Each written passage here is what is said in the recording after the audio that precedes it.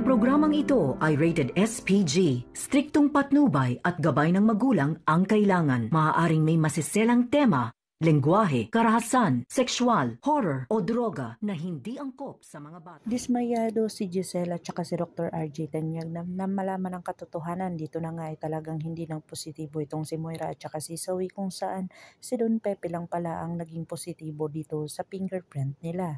Agad-agad naman itong nakitaan ng bagong ebidensya at talagang tinutukoy ito na isang babae talaga ang gumawa ng anomalya dito kay Don Pepe. Dito na nga ay talagang hinabol ni Doc Giselle itong si Moira. Talagang hinalungkay ang kanyang mga gamit pero wala sila ditong makita at talagang nag-iisip itong si Giselle na baka kay Zoe ito. Dito na agad silang pumunta sa bahay ni Dr. RJ Tanyag para hanapin itong kabiak ng kanyang nawawala, na kung saan talagang nakita ito ni Giselle doon sa room ni Zoe. Dito na nga naabutan ni Zoe na kung saan talagang tinawagan agad-agad ni Moira ang kanyang anak para pagsabihan itong digpitin ang kanyang mga gamit. Agad naman itong umuwi si Zoe at talagang naabutan niya ang kanyang ama at ang kanyang tita Giselle, na kung saan talagang nabilog na naman niya itong kanyang ama dahil sa mga sinasabi niya dito tungkol sa kanyang sarili at talagang wala silang tiwala dito sa kanya, na parang lahat na lang ay isinisi sa kanya kahit wala naman siyang ginagawa, at kung saan magpapakita si Don Pepe sa kanya ay sasabihin na lang niyang mabuti na lang sana siya na lang ang nawala at nailagay sa sitwasyon ni Don Pepe. Naawa na naman itong si Dr. RG Tanyag at talagang sinabi niya dito sa mga pulis na wala daw kinalaman itong kanyang anak na si Zoe, kung saan talagang hindi ito magpapipigil itong si Giselle sa lahat ng kanyang mga hinanaing at talagang mga iniisip tungkol dito sa mag-inang si Moira at saka si Zoe. Dito na nga ay talagang nag-isip-isip itong si Annalyn dahil na-trauma ang kanyang ina, na kung saan talagang nakaranas ito ng pananakit ng isang tao. Dito na talaga may nasaktan itong si Lynette at kung saan kumbisido itong si Dr. Katie na talagang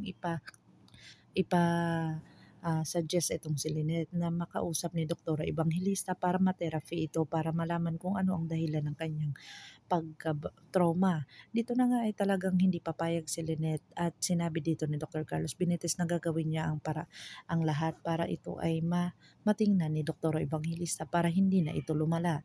Dito na nagkaroon ng pag-uusap ni si Lynette at saka ni Dr. Evangelista at talagang sinabi niya dito ni Dr. Katie na talagang malubhanay itong si Lynette.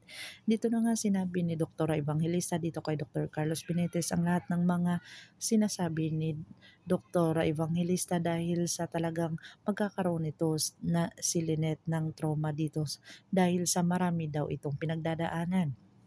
Dito na nga ay talagang malalaman ni Annalyn ang buong pangyayari kung saan talagang pinabayaan ni Dr. Carlos Benitez itong kanyang ina, kaya ito naging ganito at talagang prosigido itong si Giselle na malaman ang katotohanan kahit ganito pa ang mga ginagawa ni Dr. RJ Tanyag sa kanya. Dito na nga ay si Annalyn ay kinakausap si Dr. Lindo na kung saan magkikita sila sa Epix Medical Center. Dito na nga may lumapit sa kanyang babae at nagpakilala sa kanya kung saan sinabi dito na ikaw ba si Annalyn Santos, ang illegitimate daughter ni Dr. RJ Tanyag, at sinagot naman ito ng masinsina ni Annalyn dahil maluwag ang kanyang puso at magaan ang kanyang kalooban dito sa isang babaeng nagpakilala sa kanya. Agad-agad naman itong sinabi niya sa kanyang lolo na kung saan pumunta daw siya doon at kinausap niya ang kanyang lolo at kwento niya ang tungkol sa babae. Dito na nga kaya ang makikita ni Giselle ang kanyang anak at magpakilala sa kanya na ito pala ang dahilan kung bakit pumunta si Don Pepe dito sa US at saka si Chinito dahil hanapin ang tunay na anak ni Giselle. Pakakabangan natin ang mga susunod pa na episode na ito. Ang abot kamay na pangarap. If you like my story, please like, share, and subscribe para ma-update po kayo sa mga susunod pa. Yun lamang po at maraming salamat.